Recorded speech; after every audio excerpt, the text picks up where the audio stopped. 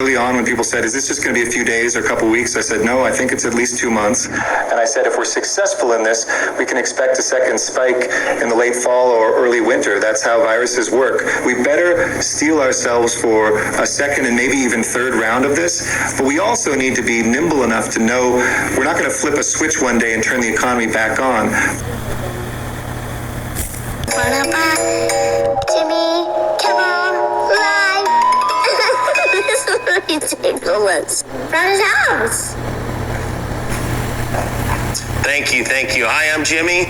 I'm the host of this poorly attended house party. Former Obama official Jason Furman, who's now an economist at Harvard, predicts the disruption may be even more severe than that. Quote, we should certainly be prepared for a meaningful level of deliberate suspension of economic activity for the rest of the year.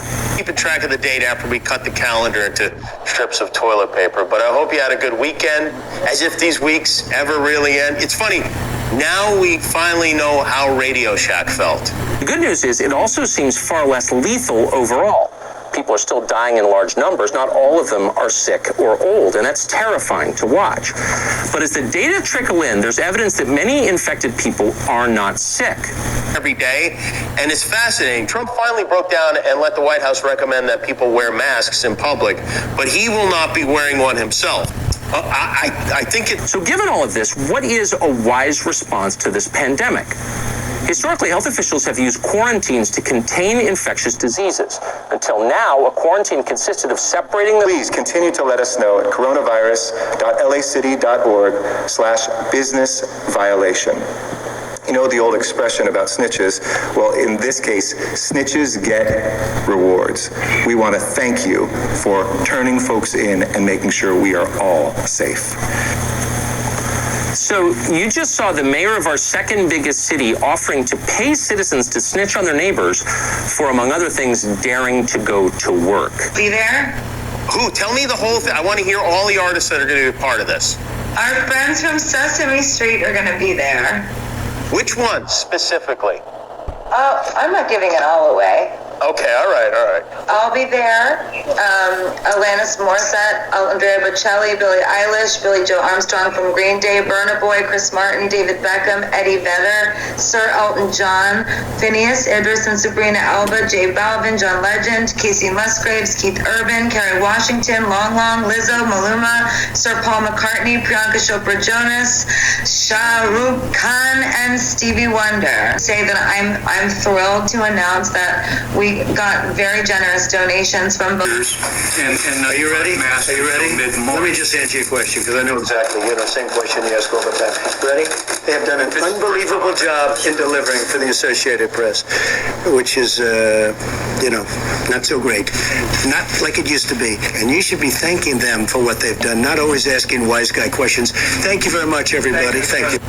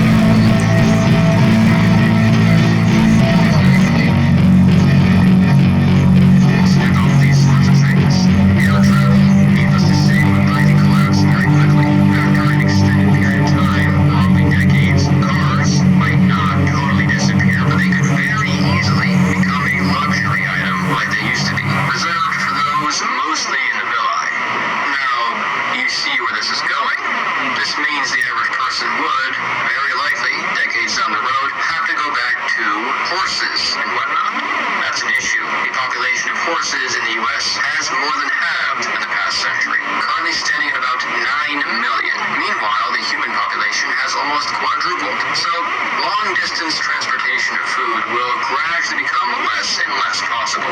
When it gets bad enough, the shipments will stop. Eventually, it will be impossible to ship food and supplies across large distances. It's not the only tragedy in progress in this country. In 2018, more than 67,000 Americans died of drug overdoses. The year before, more than 70,000 died. That's more than the entire population of the towns most of us grew up in. And those totals are far lower than the real number, according to people who study the question. The drug epidemic has permanently changed the demographics of this country, but for some reason, CNN has not kept a running tally of drug casualties on the screen. And all of those funds go to the World Central Kitchen and Feeding America. So we're very grateful to both Oprah and Lorene for doing this. And they're such inspirations. That is great. It really is. I mean, this is obviously a terrible situation, but it is inspiring and reassuring to see people coming together to help each other. It really is. And I thank you for putting this together. I did want to just tell you a little bit about what the World Health Organization is doing and what they're very cognizant of the fact that unemployment is rising and also that people are having a very hard time feeding their children. They are so playful, but right now we want to share with you guys about our situation, and because of the coronavirus is impacted every country, everyone in the world, also our center, and this is really a difficult time for us, to maintain our center because the coronavirus, and we have social distance. We just stay home, no work, no salary, and we still have to maintain our center, take care of our kittens. That's really hard. Why? It's not their peer group.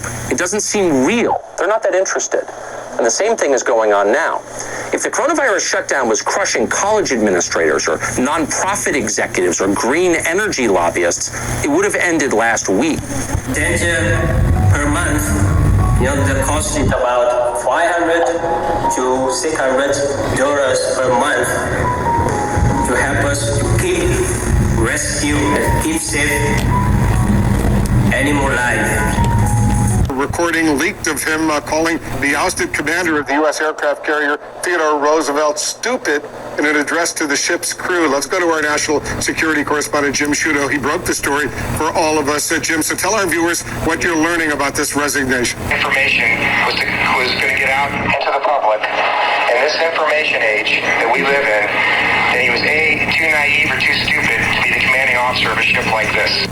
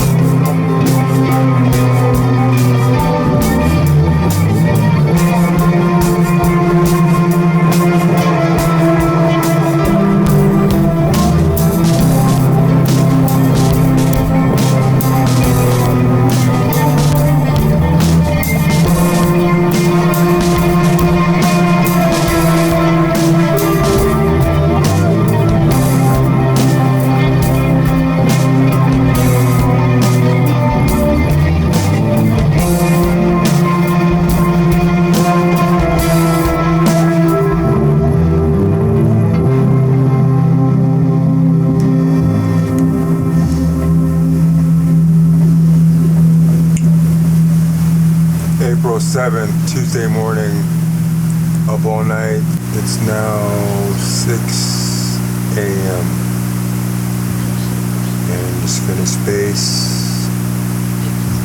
7 guitar tracks plus 8, which is the bass.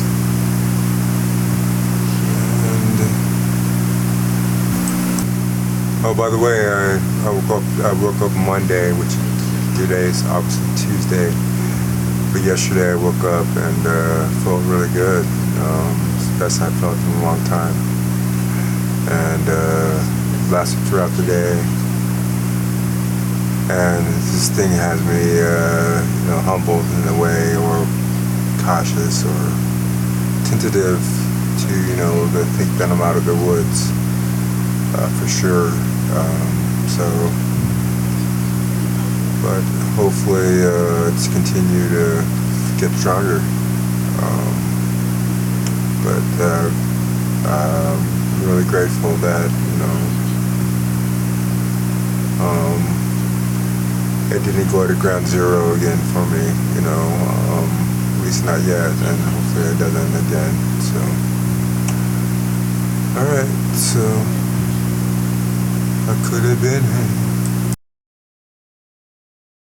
Not the defense secretary. Especially, as you know, Jim, the captain was so widely respected. He had a truly distinguished career. The crew loved him aboard the Theodore Roosevelt. Are there any second thoughts as far as you're hearing?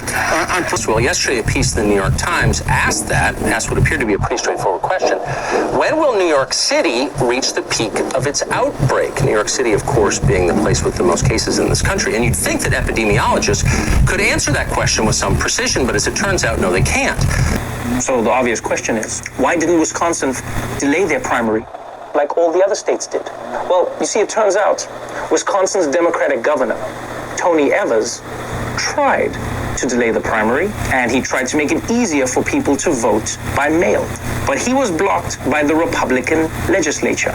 On April 2nd, 1,427 people were hospitalized for coronavirus in New York. It's the highest number so far recorded. The next day, that total dropped to 1,095, and then on Sunday, it fell to only 358. In the last 2 days, new hospitalizations have ticked up once again, but they're still far below last Thursday's peak. If this trend holds, we don't know that it will, but if it does, the worst may already be over for New York. And not only that, 5 states conduct their elections entirely by mail. So many experts right now are arguing that the most responsible thing to do during coronavirus is just have everybody mail in their votes. Where it's less likely to send people to the hospital. Maybe it spreads less easily than we thought it did. Maybe it spreads more easily than we thought it did. And the number of asymptomatic carriers is higher than we knew. All of those are reasonable theories. We have no idea which one could be true. Then there's this. In a new draft paper, MIT economist Jeffrey Harris suggests that Americans are following social distancing guidelines more effectively than authorities ever imagined they would. And that's another potential explanation. Oh, and for my younger viewers, mail is when you have like a message and you send it to someone on a piece of paper. It's like a TikTok, but in an envelope.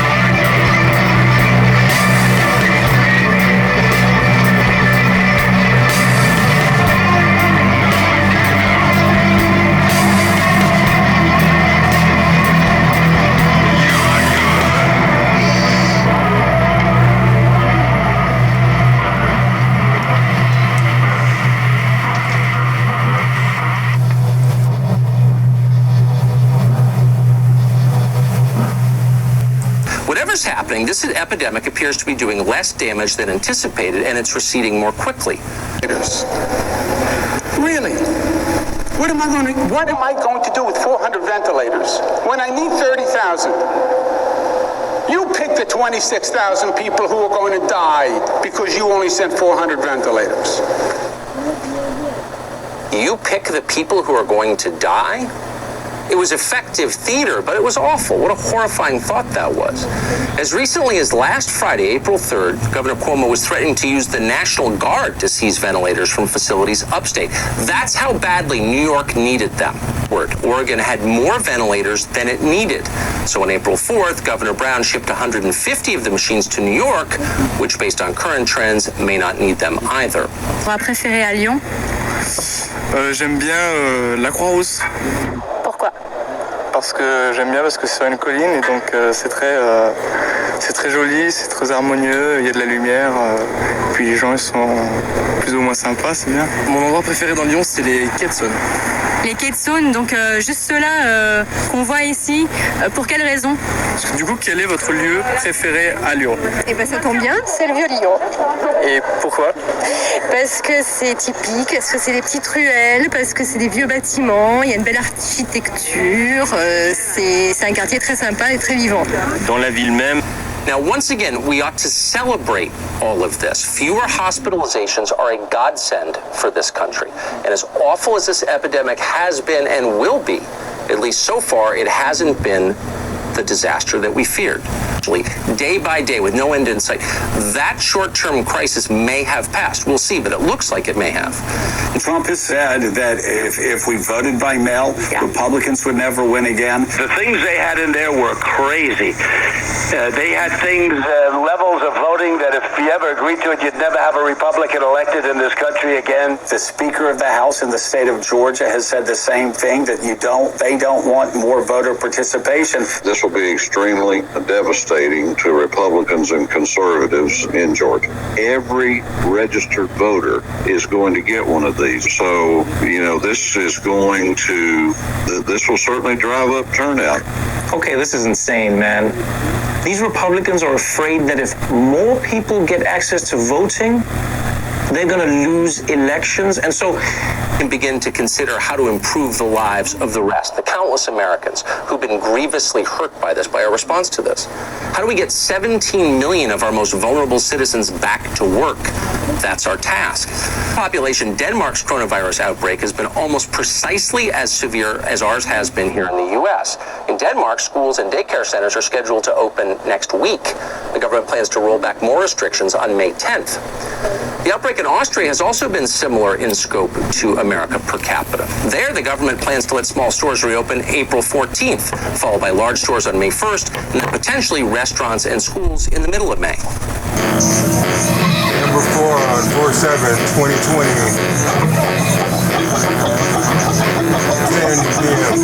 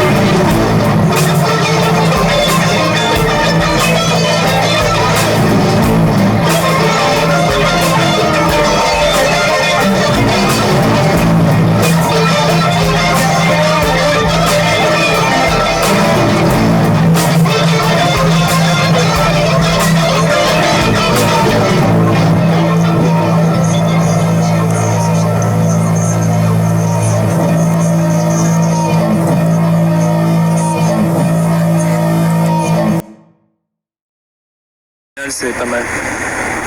C'est bien vrai. Merci beaucoup. Bonne journée. Merci. Et à Lyon, quel est votre endroit préféré? Eh ben justement, on y est. C'est la place Satonnet parce que on dirait vraiment la place d'un petit village, voilà, avec ses joueurs de pétanque, les cafés, les terrasses. C'est hyper calme. Il y a de l'ombre, il y a les bancs où on peut s'asseoir juste pour lire un livre, passer un petit coup de téléphone. Dr. Anthony Fauci has announced, for example, that Americans must brace for 18 months of shutdowns at the absolute minimum. And if a vaccine isn't found, it could go on forever. If back to normal means acting like there never was a coronavirus problem, I don't think that's going to happen until we do have a situation where you can completely protect the population. If you want to get to pre-coronavirus, you know, that might not ever happen in the sense of the fact that the threat is there. They'd rather just make it harder to vote? Basically, these Republicans believe in the free market for everything except themselves. It's becoming a species of conventional wisdom. On MSNBC last night, where conventional wisdom often is born, UPenn professor Zeke Emanuel explained that America may be shuttered for 18 months at least. Realistically, COVID-19 will be here for the next 18 months or more. We will not be able to return to normalcy until we find a vaccine or effective medications. I know that's dreadful news to hear. How are people supposed to find work if this goes on in some form for a year and a half? Is all that economic pain worth trying to stop COVID-19? Could skyrocket into the hundreds of thousands, if not a million. We cannot return to normal until there's a vaccine. Conferences, concerts, sporting events, religious services, dinner in a restaurant, none of that will resume until we find a vaccine, a treatment, or a cure. You can't go to church until we have a vaccine. The truth is, we have no choice. Heard that before? That's a familiar phrase in Washington. It ought to make you nervous. Do what I say, follow my orders without question or complaint, or a million people will die. The oceans are slowly, rationally, in a way that makes sense and suggests a deeper humility going forward as they make more decisions. Then that's adequate, that's enough. Il y a une belle architecture, c'est un quartier très sympa et très vivant. Dans la ville même, bon, il y en a deux. Hein. C'est une pour sa vue, c'est Fourvière, où on peut voir les Alpes et toute la ville en premier plan et les Alpes derrière. Et aussi ce que j'aime bien, c'est l'atmosphère que peut apporter les fleuves comme le Rhône et la Saône. Donc j'aime bien me poser tranquillement sur les bords du Rhône notamment. Et ça serait quoi l'endroit préféré de votre fille? Ça serait aussi le zoo? Voilà.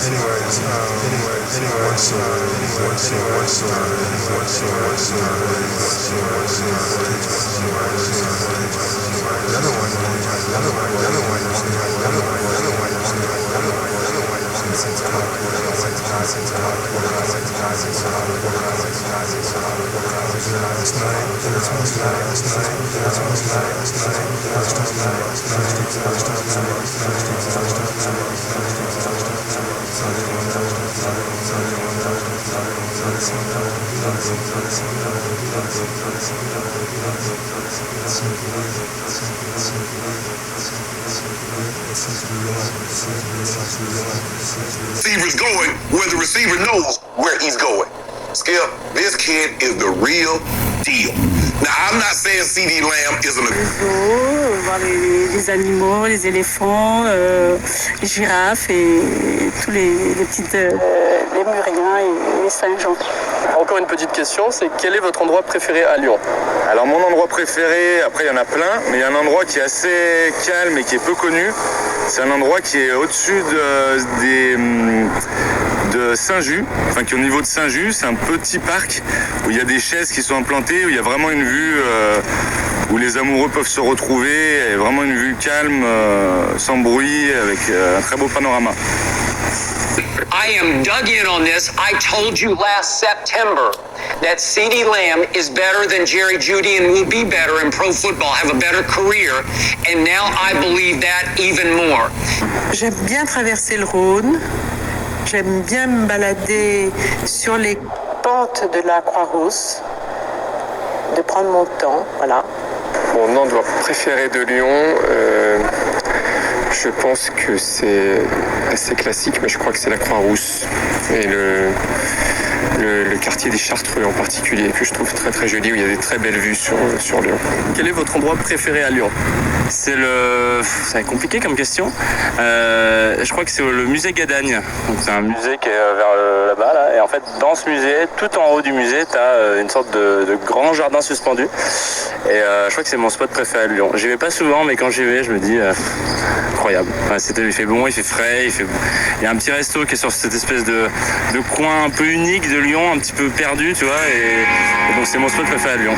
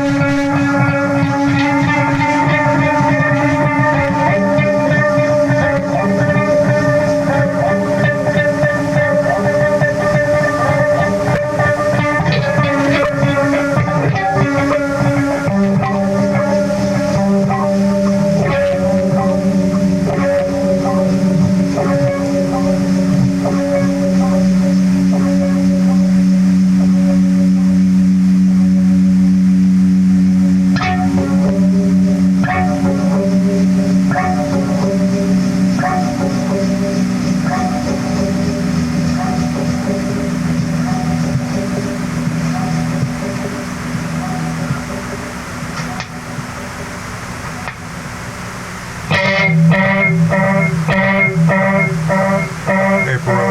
8th, 2:45 p.m.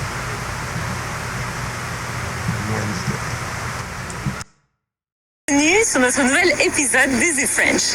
Je suis Hélène et aujourd'hui, je suis avec un invité spécial qui s'appelle... Bonjour, je m'appelle Hideki. Il est venu avec nous aujourd'hui pour interviewer les gens dans la rue et on va leur poser une question indispensable. Qu'est-ce que c'est?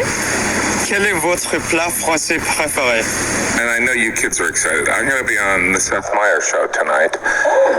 And also, I did the voiceover for a Mount Sinai commercial. Ça doit être typique français? Ouais, n'importe. N'importe. Je dirais moule frites, en vrai, ouais. D'accord. Et qu'est-ce que c'est pour les gens qui ne le savent pas? Qui ne savent pas, alors c'est un plat de moule, genre imbibé avec une sauce, soupe et des frites. Voilà, c'est assez simple. Voilà. So, Pat, what's going on with your pretzel there? I'll eat it. That's why I didn't put one on my plate, because I knew there was... I knew there was only 5, so I always give them to the kids. So that's great. Do you not like mustard?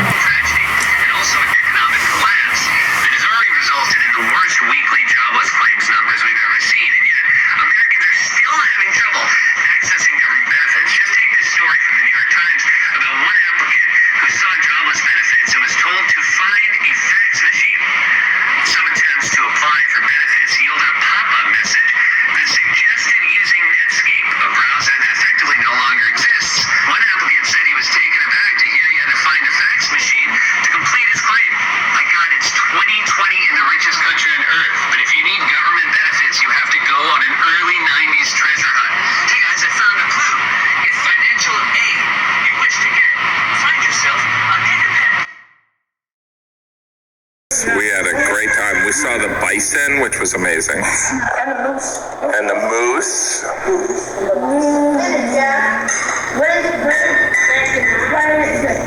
Okay, I'm really hoping that this is correct. Someone said, get Patrick some teeth. Maybe in the 2018 where he did it a little bit more, but you know, I guess they're looking at it nonetheless. He's the greatest weapon we've seen of the decade, and they couldn't put him on the list of receivers. Aujourd'hui, je vais répondre à 5 questions que mes étudiants me posent fréquemment sur le Québec. Mais avant de commencer, je veux vous rappeler que vous pouvez mettre des sous-titres en français, en anglais. Vous pouvez aussi cliquer. Première question, c'est simple. On me demande, est-ce que tu es de Montréal? Non. Moi, je viens de Québec. C'est vrai, il y a beaucoup de gens à Montréal, mais il y a beaucoup de gens ailleurs aussi au Québec. Donc, moi, je viens de la ville de Québec. Donc, Je sais pas, j'aime trop la raclette, la fondue, tout ce qui est à base de fromage. Et le fromage, ouais. Les crêpes. Les tomates farcies, ou tout ce qui est sauce avec la tomate. Provençale, avec des herbes. Et est-ce que vous pouvez nous expliquer ce que c'est qu'une tomate farcie? Parce que les gens qui apprennent le français ne connaissent pas forcément. Oui, c'est vrai. C'est une tomate avec à l'intérieur de la farce de porc ou autre. On mélange avec des herbes et des condiments, enfin de l'ail, des oignons. Et on le cuit comment? On le met dans un plat au four pendant une demi-heure. Mon plat français préféré? Ouais. Du lac Saint-Jean, de l'Abitibi, de l'Outaouais, de Gatineau. Il n'y a pas juste Montréal au Québec. Donc, non, je viens pas de Montréal. Mais Montréal, c'est une belle ville. Mais moi, je préfère Québec. La deuxième question qu'on m'a déjà posée, c'est comment est-ce qu'on dit les nombres? Ouais? Parce que c'est compliqué, les nombres en français. 60, 70, 71, 60. That's not good. They've been there for a long time. That's been a story for a long time. I assume that you would support reducing that salary as part of the infrastructure bill. Yeah, we're reducing it by a lot. My other question It's the greatest job in the history of government, almost. Certainly if you're into money. Tennessee Valley Authority, that's right. Go ahead. I've been waiting for somebody to ask me about that. It's been bothering me for a long time, too. Il faut apprendre les nombres de la manière difficile. Une autre question que j'ai souvent, c'est quoi la différence entre le français québécois et le français de France? Still Wednesday, 4/8/2020, 11:30 p.m. My Californication.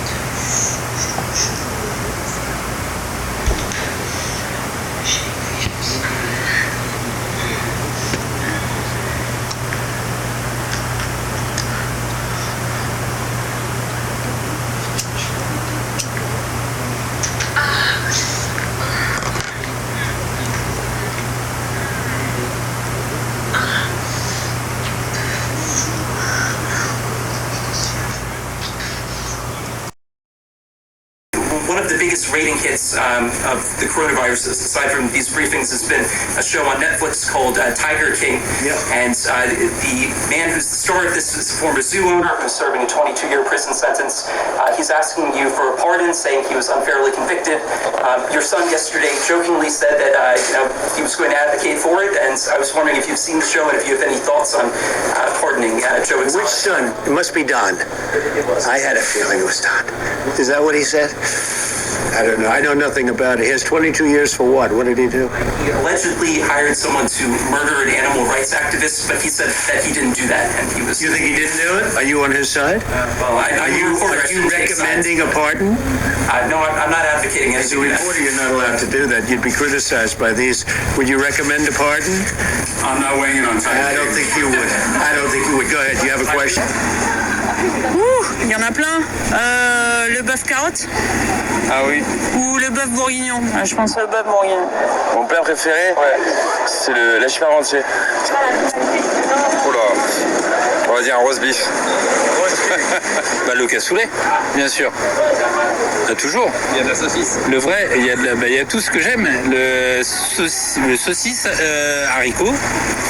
Et puis il y a quoi encore voilà, c'est un bon mélange. J'aime bien le cassoulet. Et gratin dauphinois, c'est sympa aussi. Moi, le plat français préféré, je dirais que c'est le pot-au-feu. Le français québécois puis le français de France, c'est un peu comme l'anglais britannique puis l'anglais américain. Donc, c'est quoi les grandes différences entre l'anglais britannique puis l'anglais américain? Des différences de prononciation, puis des différences de vocabulaire. Ça, c'est les grandes différences. Il y a des petites différences dans l'ordre des mots cellulaires. Puis en France, ils vont dire un téléphone portable. Last week, your top experts were saying that we should expect 100,000 to 240,000 deaths in this country. You've been talking about how it looks like maybe things are plateauing. Are these numbers now being revised downward? I know you don't want people to stop social distancing and that sort of thing, but what can you tell us about the numbers? Are they being revised? My impression, Jim, is those were the numbers that were set, and they were set as an expectation from quite a while ago. I think we're just doing much better than those numbers. If either of you would like to talk about that, it's a fair question. You want to come up, Deborah? DB is taught to wherever he feels pressure, Skip, he pivots that way. Jerry Jeudy releases outside, knowing he wants to run an outbreaking route. He tugs on the DB's inside shoulder. The DB spins to the inside. He breaks out and is wide open.